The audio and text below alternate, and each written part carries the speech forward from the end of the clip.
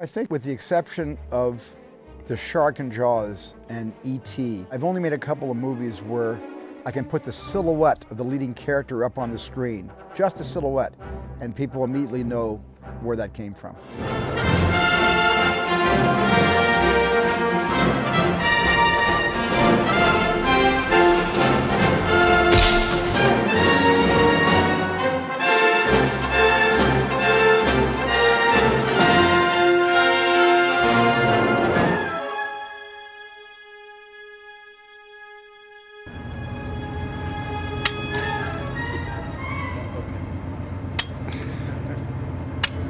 That should do it. I've learned to do a lot of things, very physical things, and keep my hat on. And it's not by stapling it, really, but it's a lot of work sometimes to keep the hat on. If the hat falls off, we have to have a good reason for it. In other words, there's got to be a joke involved, or there's got to be some narrative process at work here, because the hat does not fall off. If it does come off when we're shooting, we usually cut and put it back on.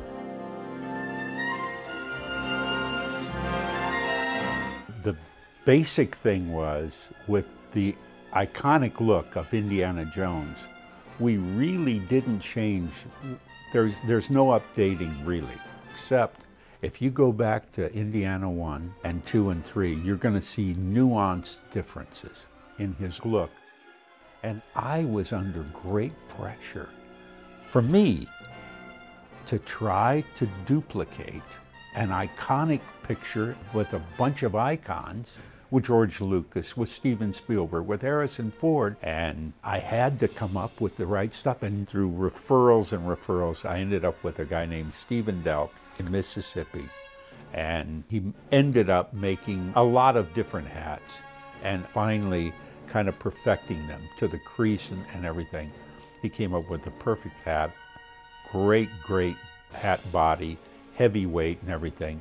And he's one of the nicest guys I've ever met. And so I said, "Are you up to making me 30 of them?" "Well, I'll certainly try." I got a few hats in. They were the real feel that I wanted. And we did a screen test on all of his new clothes.